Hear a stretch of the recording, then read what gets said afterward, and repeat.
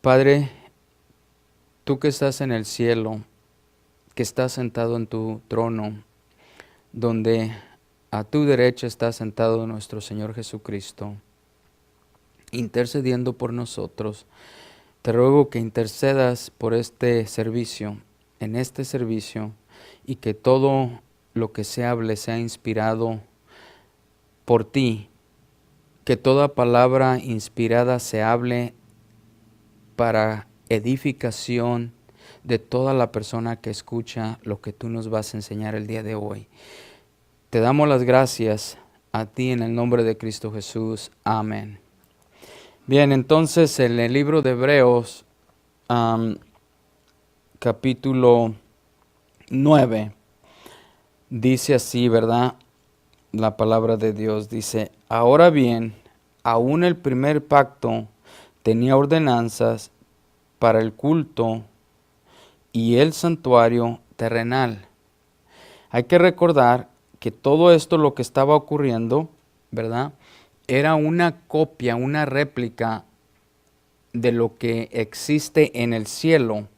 Y Dios quería que se hiciera eso, una réplica, para que el pueblo de Israel se diera cuenta y tuviera el pleno conocimiento cómo se tenía que hacer todo esto, para que luego no les llegara de sorpresa lo que se tenía que cumplir hasta que el Mesías, es decir, Cristo Jesús, viniera.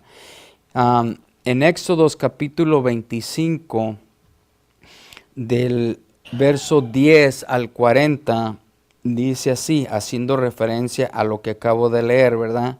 Éxodos 25, del 10 al 40 dice: harán también un arca de madera de acacia. Su longitud será de 1.12 metros, su anchura de 68 centímetros y su altura de 68 centímetros.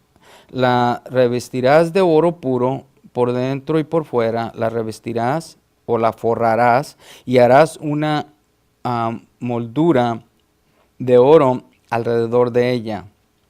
Verso 12. Además, fundirás para ella 4 argollas de oro y las pondrás en sus 4 esquinas, 2 argollas a un lado de ella y 2 argollas al otro lado.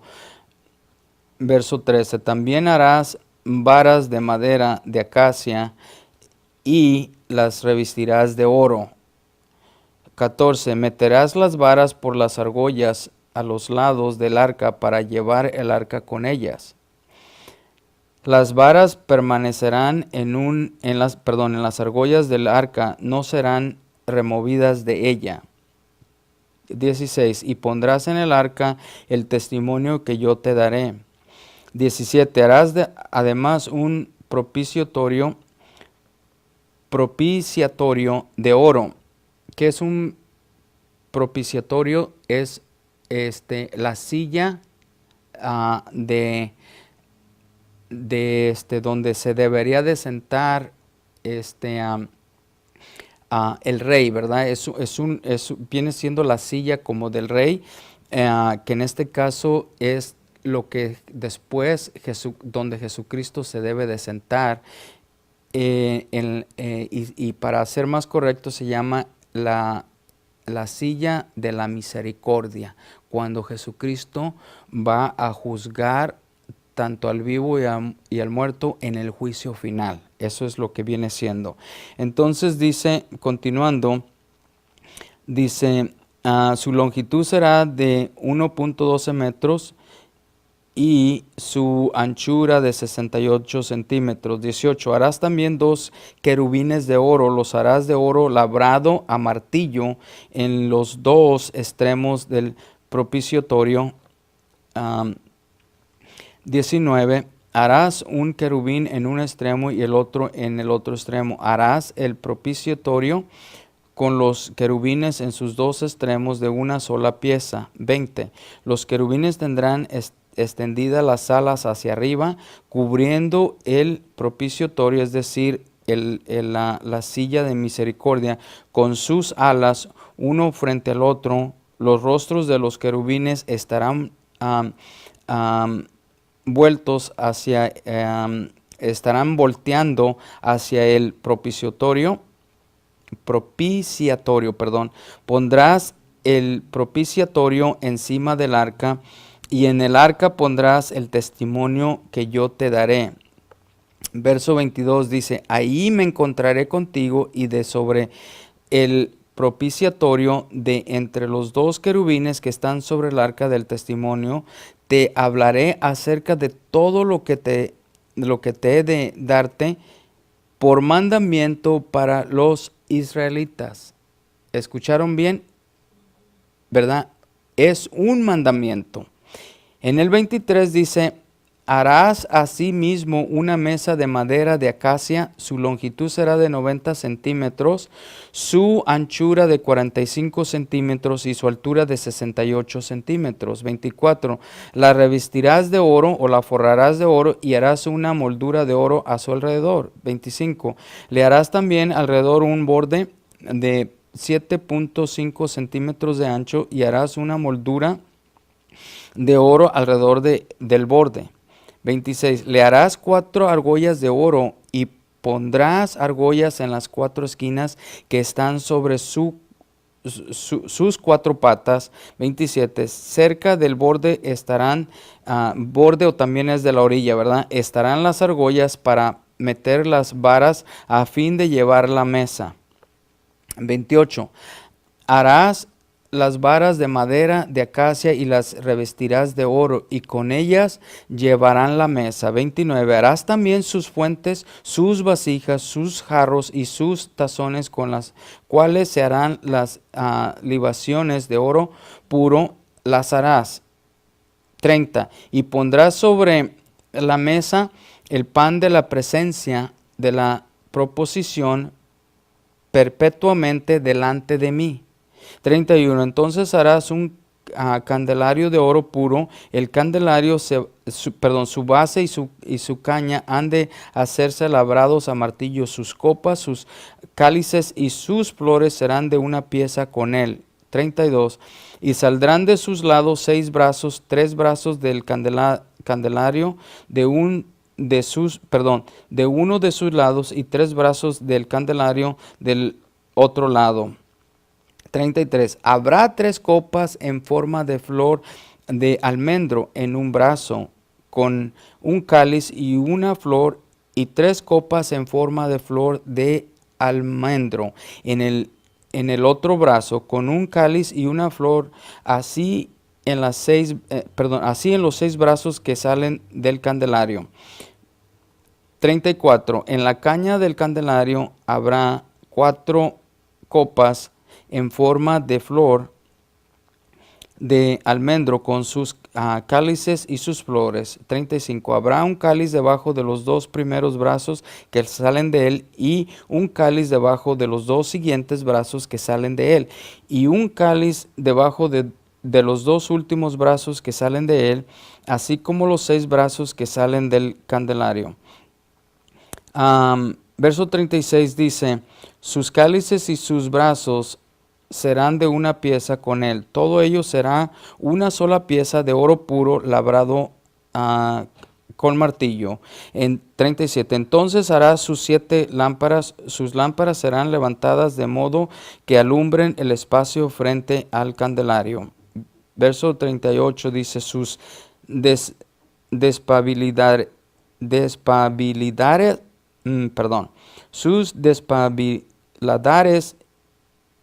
y sus platillos serán de oro puro.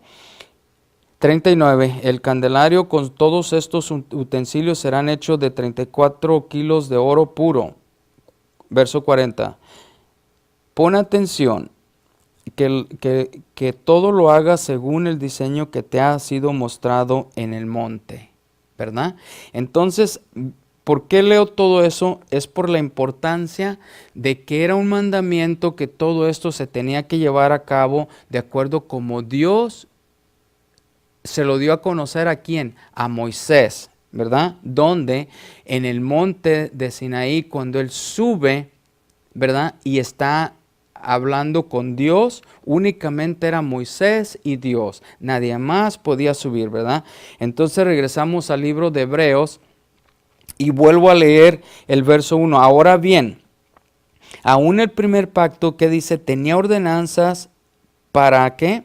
Para el servicio o para el culto en el santuario terrenal.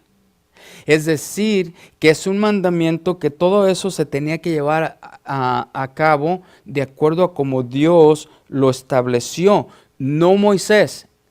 Jehová Dios lo estableció. Verso 2 dice, porque había un tabernáculo preparado en la parte anterior, en el cual estaban el candelabro, la mesa y los panes consagrados.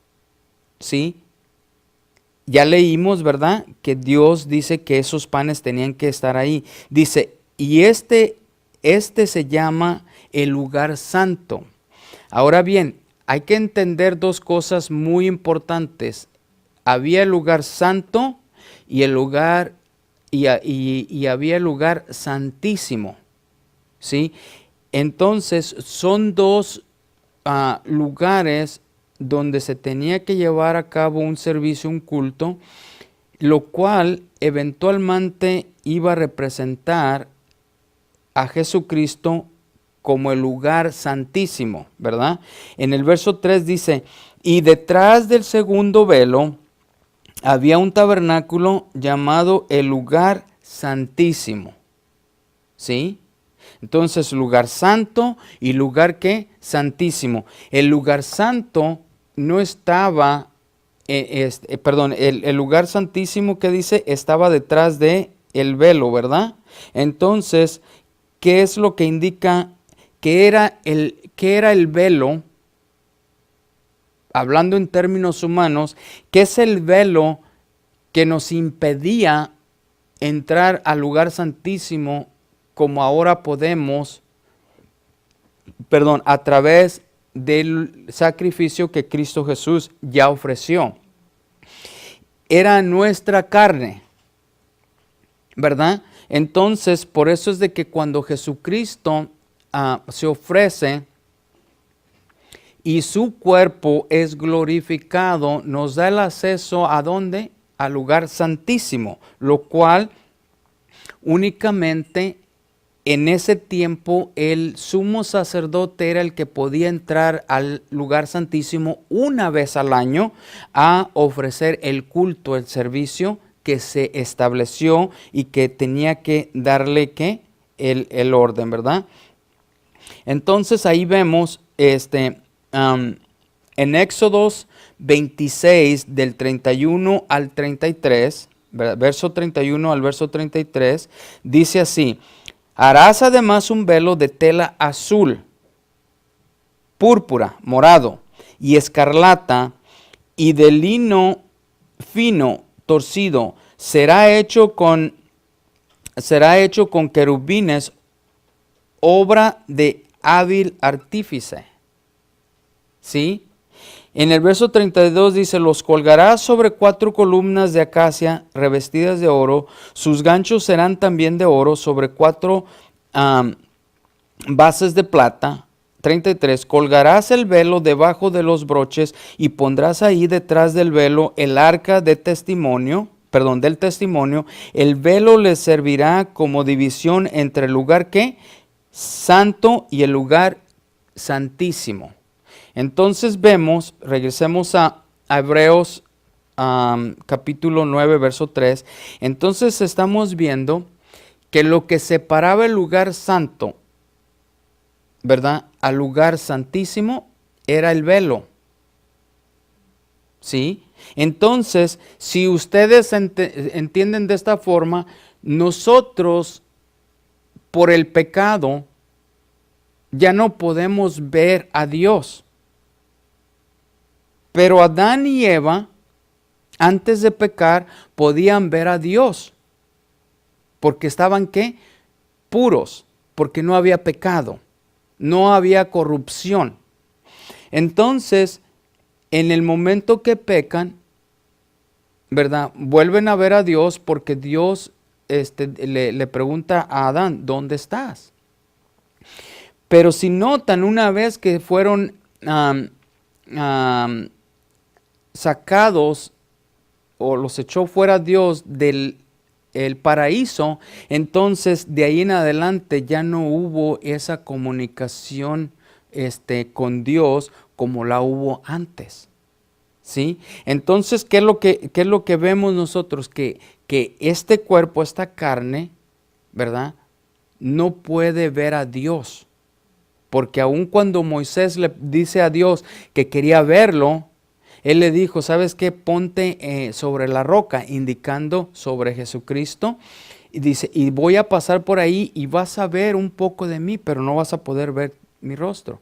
Ahora, hay una gran confusión cuando dicen que Moisés hablaba con Dios, ¿verdad?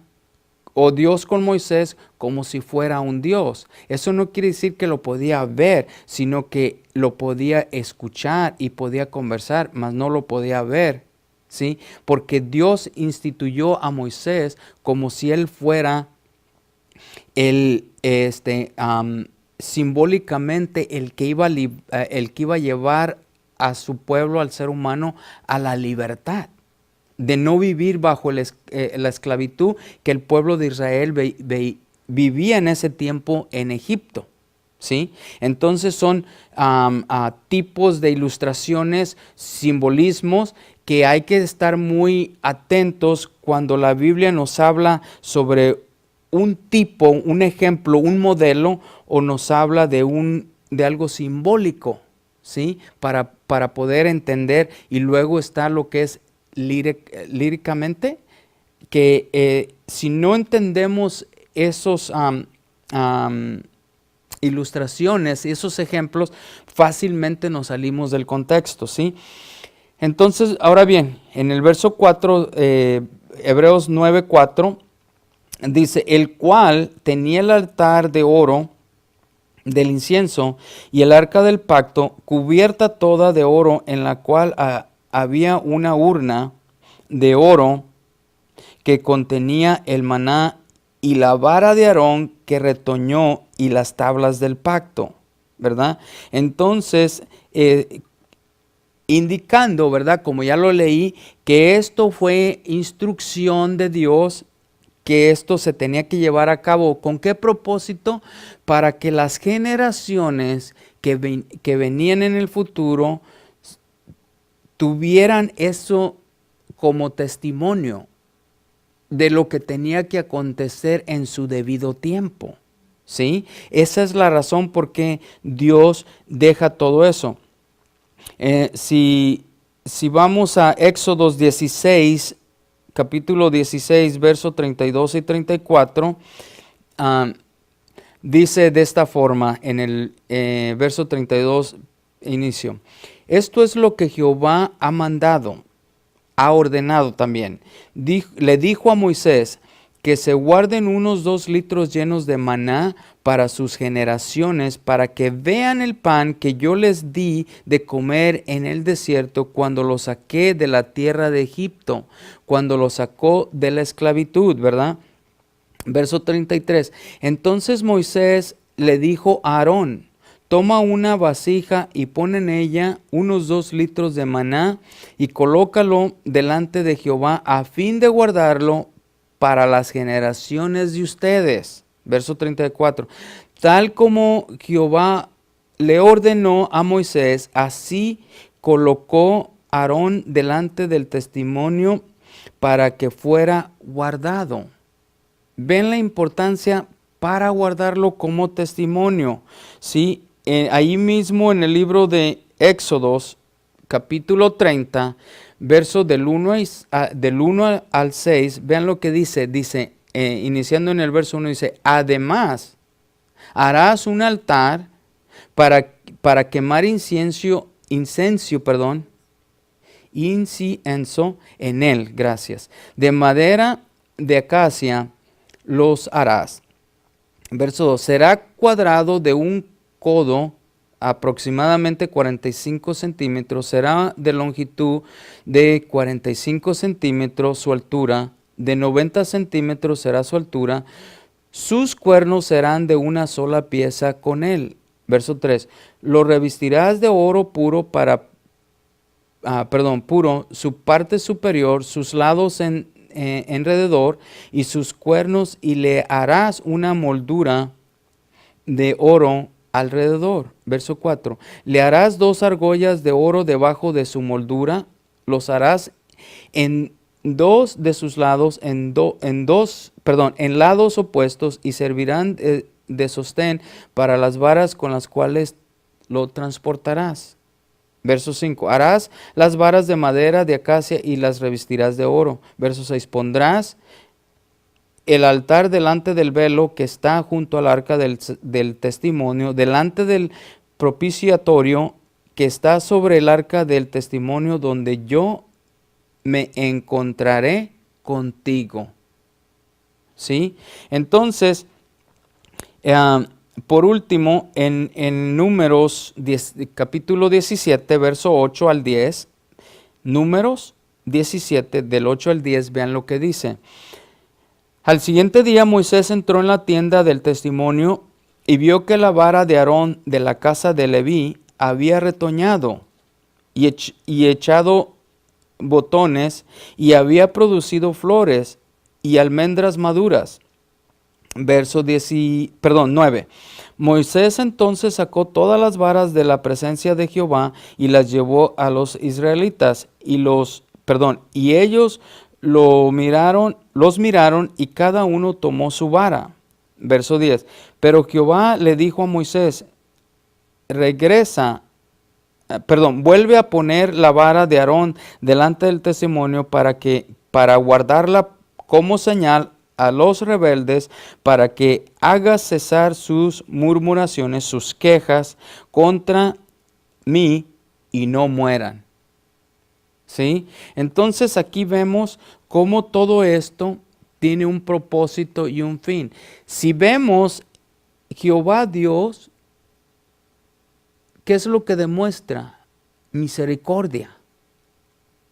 Busca que el ser humano no muera, pero aún el espíritu del ser humano no muera. Lo que Dios quiere es que tengamos una relación espiritual con Él. Y Él dice, ¿por qué deben de morir? Y tiene toda la razón Jehová Dios de decir, ¿por qué deben de morir si Él nos está dando la vida en abundancia, la vida eterna? Únicamente necesitamos recibir a Jesucristo, caminar en obediencia, y viviremos. Porque ese es el propósito de Dios, darnos vida y vida eterna. ¿Sí? Y es algo que se me viene mucho a la mente. Cuando no era creyente, rechazaba el llamado de Dios. Y así como muchos pueden escuchar este mensaje y no entiendan, tampoco yo entendía. Y seguía siempre rechazando el llamado de Dios. Pero a todo ser humano Dios nos llama. De una forma u otra, Dios quiere revivirnos espiritualmente, porque antes estaba espiritualmente muerto. Y cuando Él entra en mi vida, en mi ser, me revive ese espíritu muerto. Y cuando los predicadores explicaban eso, yo no lo entendía.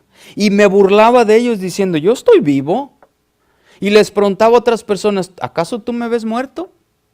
¿Verdad? Y lo hacíamos burla, cuando en realidad sí estamos muertos. Y toda la persona que se encuentra sin el Espíritu Santo, sin Cristo Jesús, espiritualmente está muerto. Y Dios quiere revivir ese espíritu. Por eso en el libro de Juan, capítulo 3, dice que quiere que nazcamos de nuevo. ¿Sí? Entonces, aquí vemos cómo Dios quiere alcanzarnos y cómo nos da todos estos ejemplos. En el verso 5 dice, sobre el arca estaban los querubines de gloria que daban sombra al propiciatorio, pero de estas cosas no se puede hablar ahora en detalle. ¿Por qué? Porque ahorita nos va a decir por qué, porque todavía no llegaba el momento. En el verso 6 dice, así preparadas estas cosas, los sacerdotes entran continuamente al primer tabernáculo para oficiar ¿qué? El servicio, el culto, ¿verdad? Pero nada más podían llegar ¿hasta dónde? Hasta el lugar santo.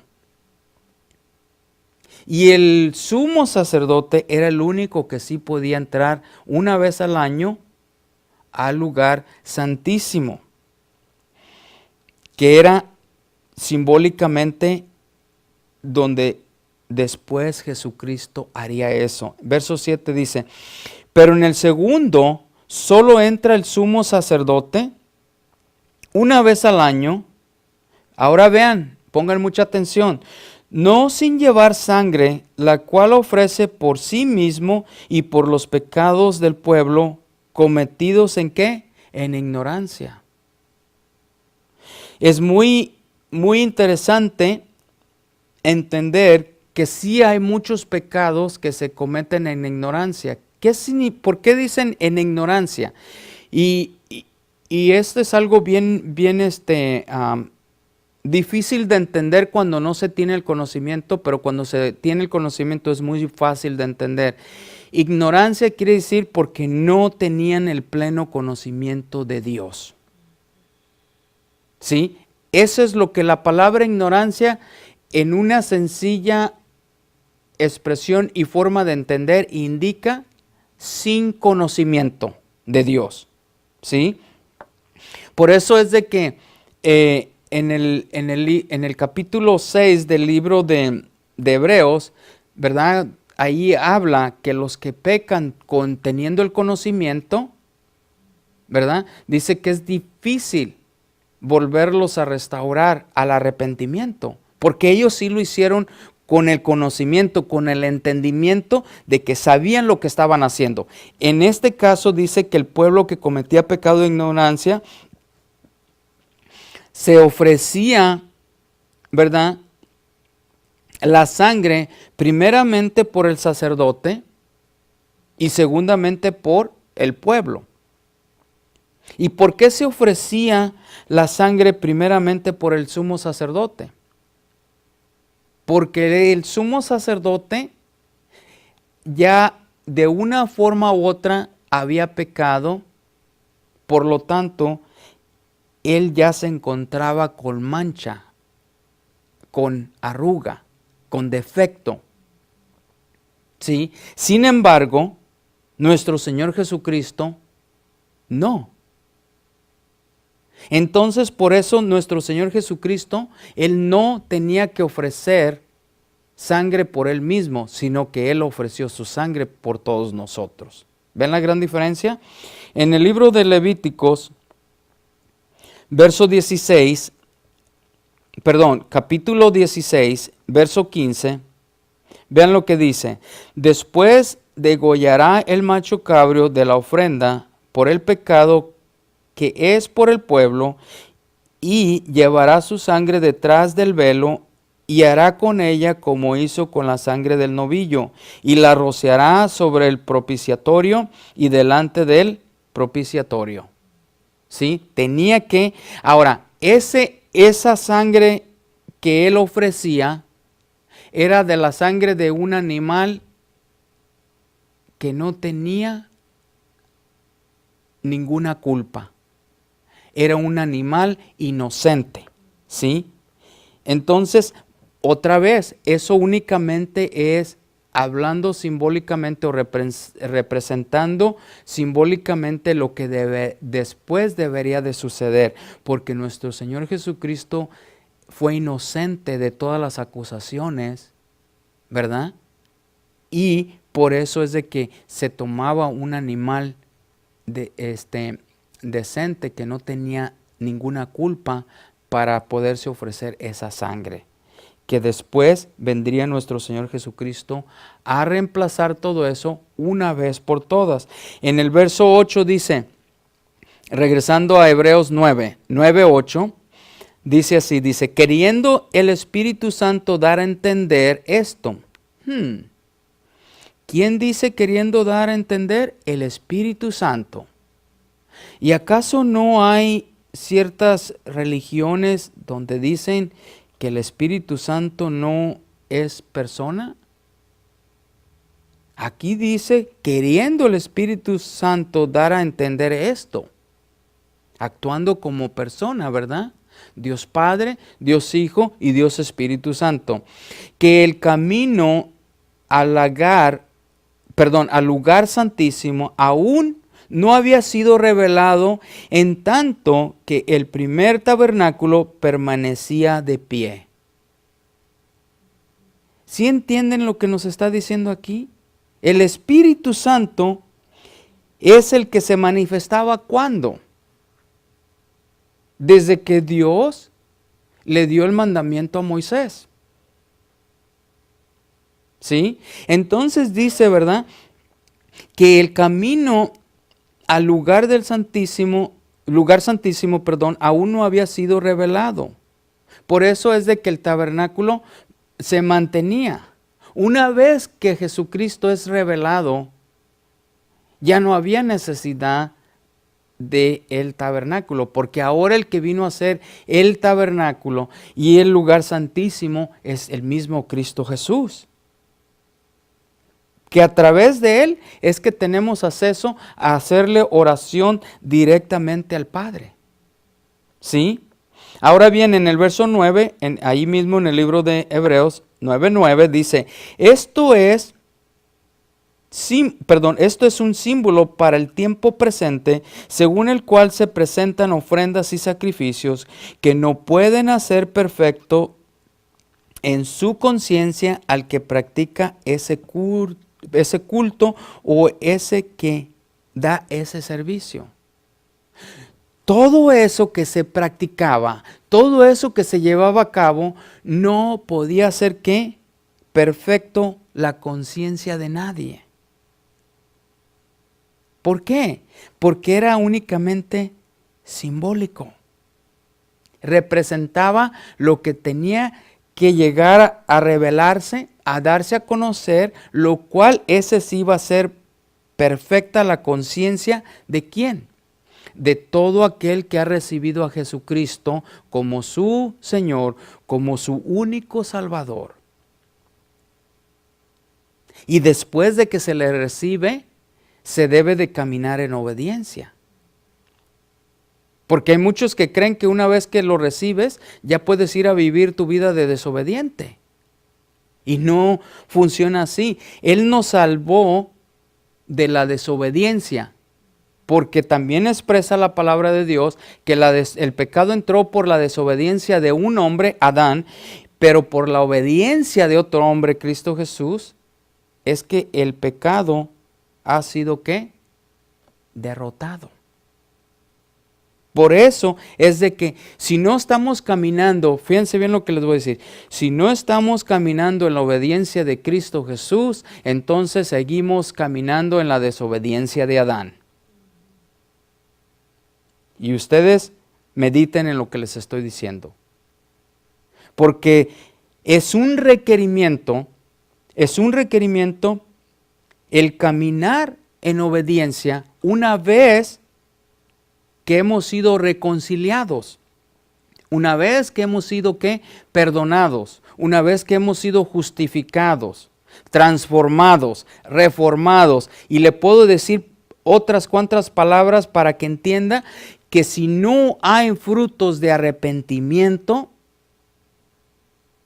entonces usted dígame, ¿cómo es que el poder de Dios se puede manifestar en usted, en mí, en nosotros, en la santidad de la cual Él gozó, Él caminó y Él hizo la voluntad del Padre? ¿Cómo hizo la voluntad del Padre? Primeramente manteniéndose santo, ¿verdad? Porque si no se hubiera mantenido santo, entonces Él hubiera pasado a ser un pecador como nosotros. ¿Y cómo es entonces que Dios, Padre, iba a recibir un sacrificio corrompido por el pecado, contaminado por el pecado? ¿Por qué ustedes creen que dice que el que no conoció el pecado lo hizo pecado por nosotros? Para que cuando Él hiciera, cuando subiera a la cruz, hizo una burla del pecado y de la muerte. Nos libró porque en ese tiempo, en ese momento fue derrotada la muerte. Y por eso es que dice la Escritura, aguijón. O sea, ¿dónde está el aguijón? ¿Dónde está tu poder? Porque ya no tiene el aguijón del pecado, ya no tiene el poder de la muerte. Porque Cristo Jesús la derrotó. Entonces, solamente Cristo Jesús nos puede hacer perfectos en la conciencia de que ya no practicamos el pecado, ya no caminamos en desobediencia, ahora practicamos santidad en Cristo Jesús y permitiendo que el poder de Cristo se manifieste en nosotros, caminando en obediencia, y por lo tanto damos frutos del Espíritu Santo. De lo contrario, no podemos honrar a Dios. No podemos agradar a Dios. Verso 10 dice así: ya que tienen que ver solo con comidas y bebidas, diversos lavamientos, ordenanzas para el cuerpo, y vean lo que dice, impuestas hasta el tiempo de reformar las cosas, hasta el tiempo de ¿qué? De restaurar las cosas.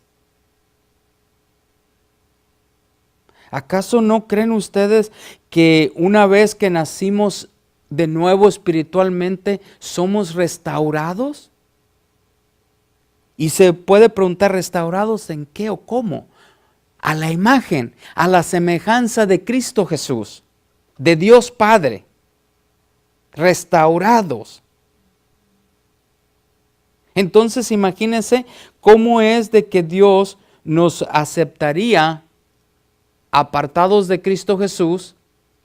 ¿En qué imagen y en qué semejanza nos le presentaríamos a Dios? ¿Se ha puesto a pensar en eso y a meditar en qué imagen y semejanza nos le presentaríamos a Dios? En la imagen y semejanza de pecadores muertos. Pero al restaurarnos, ¿sí? ¿Qué es lo que ocurre?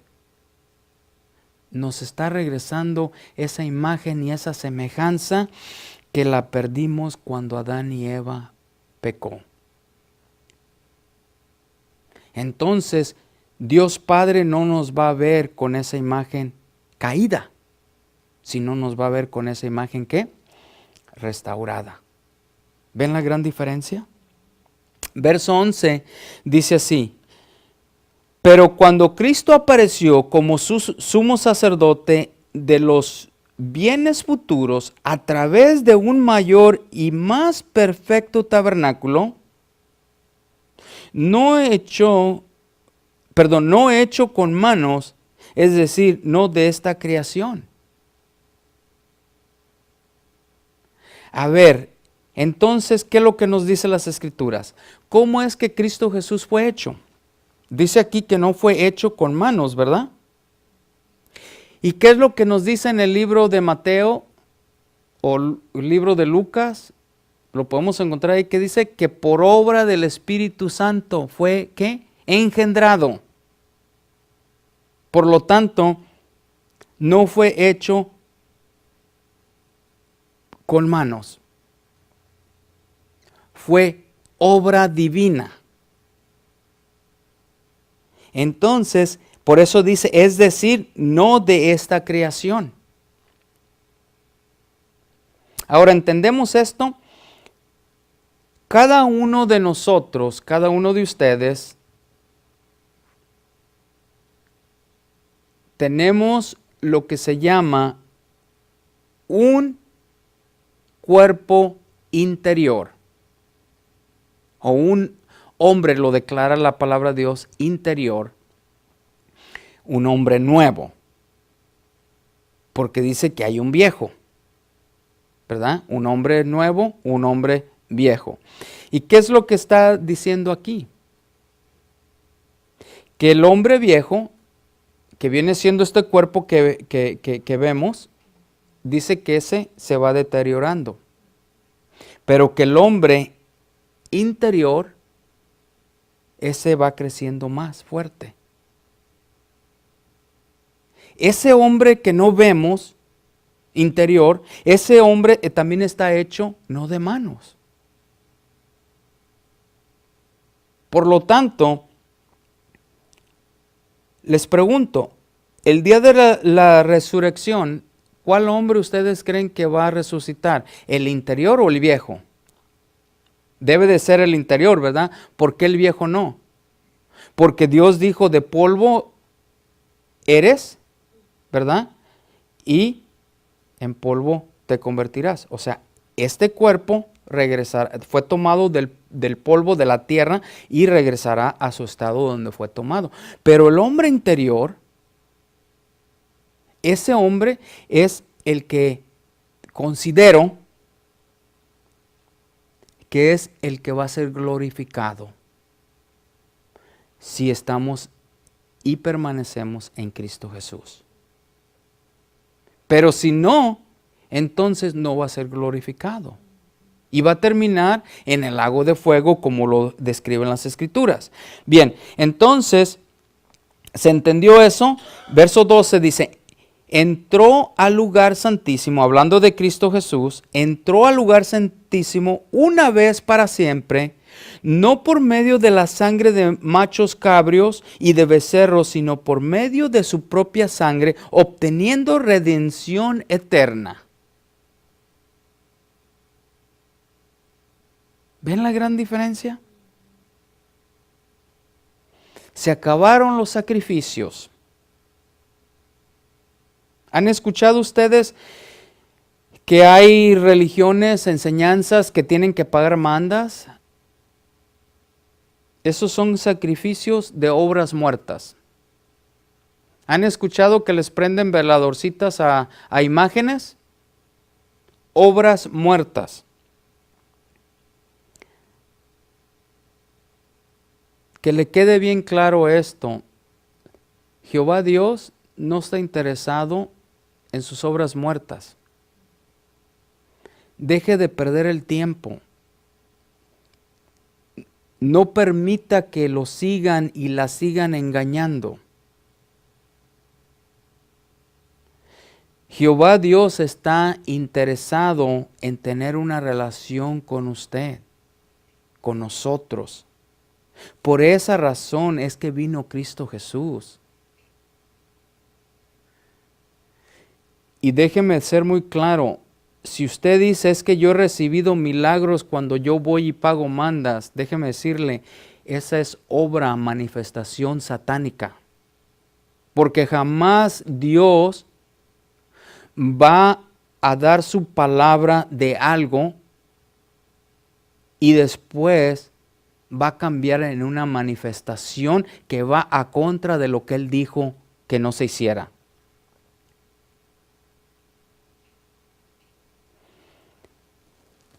Jesucristo entró al lugar santísimo una vez para siempre. Vean lo que dice. No por medio de la sangre de machos cabrios, ni de becerros, sino por medio de su propia sangre, porque de esa forma, como Él era santo, sigue siendo santo, Él no tenía que ofrecer sangre de machos cabrios ni de becerros por Él mismo, porque Él estaba limpio de pecado. Hay muchas denominaciones que creen que Cristo Jesús como hombre, como ser humano pecó. No, jamás pecó porque Él se mantuvo puro. De lo contrario, no se hubiera podido llevar a cabo lo que está describiendo aquí.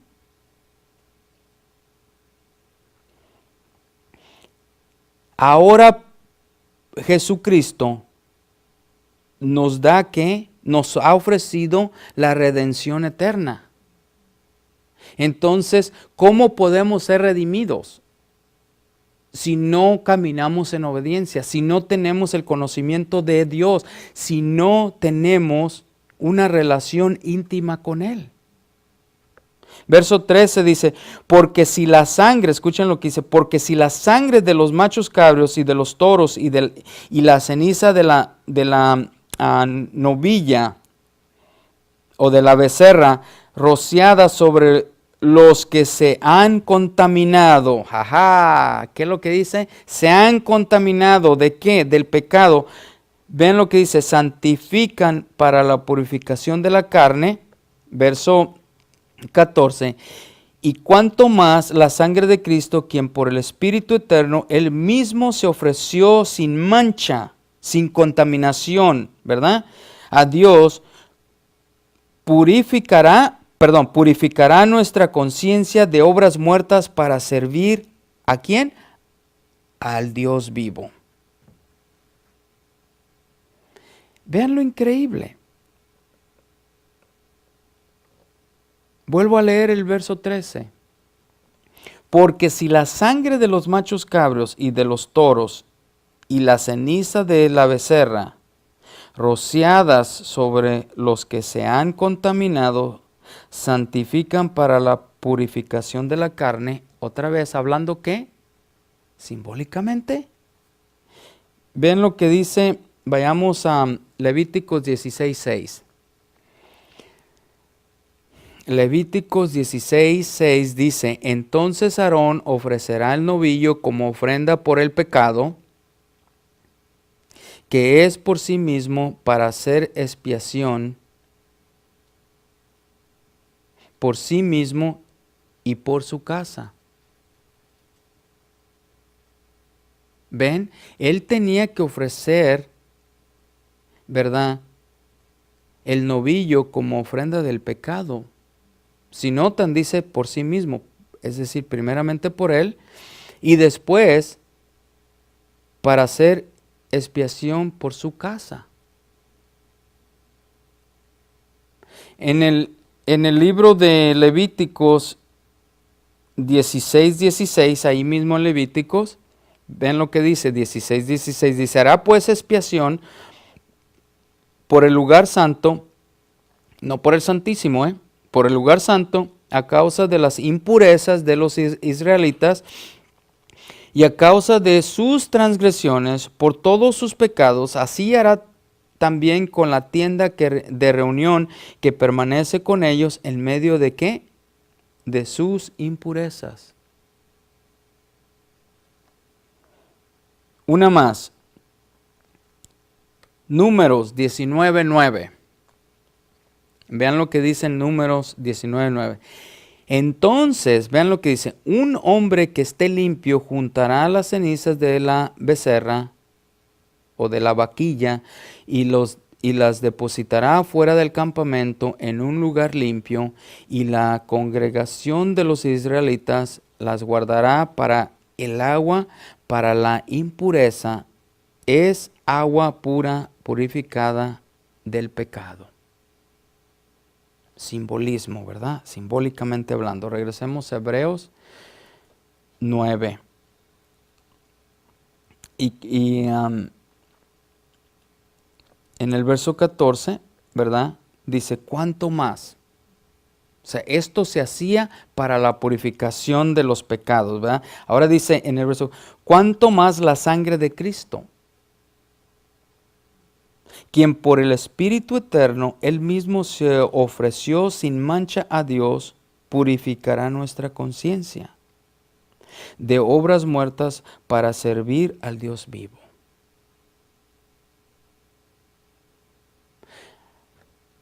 Si usted ha recibido el perdón de Dios porque se ha arrepentido de sus obras muertas, todo lo que hizo en su ignorancia, todo el pecado,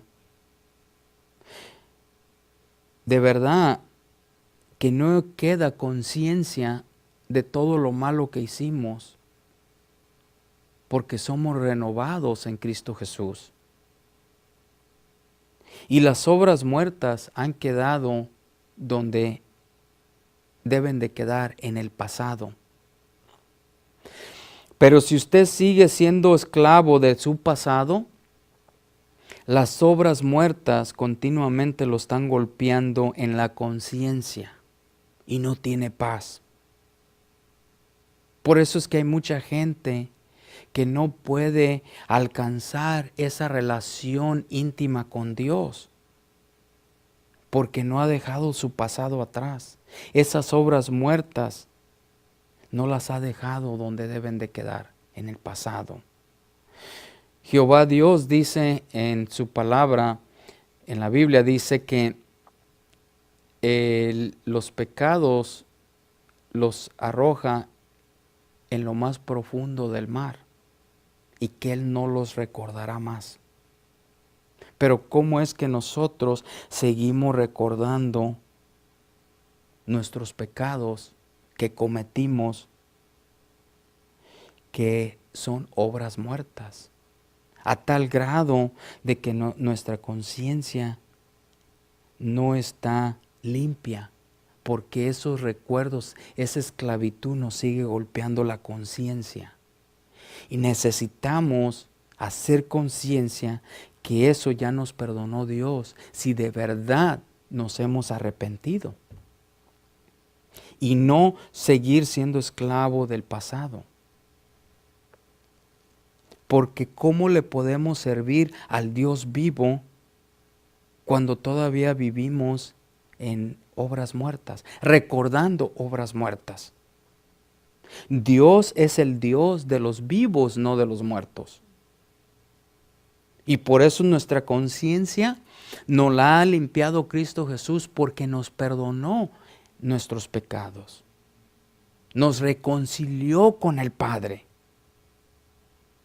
Y con el Padre, si el Padre ha decidido arrojar nuestros pecados en lo más profundo del mar y dice que no los va a recordar, ¿por qué nosotros sí los continuamos recordándolos? Porque esa es obra satánica que quiere esclavizarnos. ¿Sí? El pueblo de Israel, cuando salió de Egipto, se querían regresar a Egipto recordando lo que comían. Su conciencia no los dejaba tranquilos. Dios los había sacado de la esclavitud y ellos querían regresar a la esclavitud. Hagamos esa conciencia de que Cristo Jesús nos ha limpiado y debemos de actuar como seres humanos limpios en conciencia, no dejar que el pasado nos siga esclavizando. Verso 15.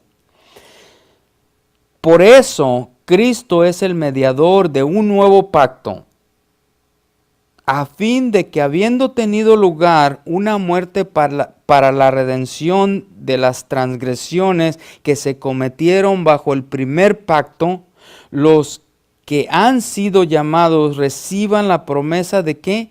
De la herencia eterna. ¿Entienden? La razón por lo que Cristo Jesús se ofrece es para poder sellar ese nuevo pacto, que lo que nunca pudo hacer perfecto al ser humano, porque no podía, en Cristo Jesús sí se puede. Y es donde mucha gente se confunde. Es que yo nunca puedo ser perfecta. Si supiera lo que pienso, lo que hago. Y empiezan a agonizar en la forma que se expresan. Sí, tenemos debilidades. Y Cristo Jesús la Escritura declara que Cristo Jesús fue tentado en todas las áreas, en todas las formas que nosotros podemos ser tentados para que Él pueda, ¿qué dice? Simpatizar con nosotros. Es decir, para que Él pueda decir lo que tú sientes, tu debilidad. Yo fui tentado ahí, yo te ofrezco la ayuda. Porque de lo contrario, ¿verdad? Si Jesucristo no hubiera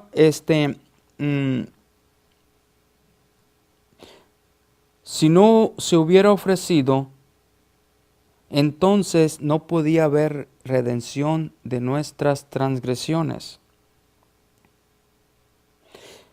Pero gracias a Dios que lo hizo, y es por eso que podemos alcanzar la promesa, podemos recibir la promesa. Y esa promesa, ¿qué? Es herencia eterna. De tal manera amó Dios al mundo que entregó a su único Hijo para que todo el que en Él crea no se pierda, más tenga ¿qué? Vida eterna. Esa es la herencia eterna. Y déjeme explicarle bien, el creer es obedecer.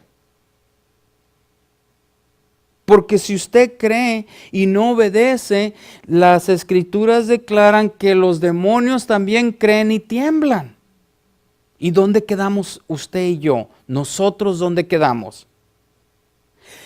Necesitamos ser obedientes como Cristo Jesús fue obediente. ¿Hasta qué punto? Hasta la muerte.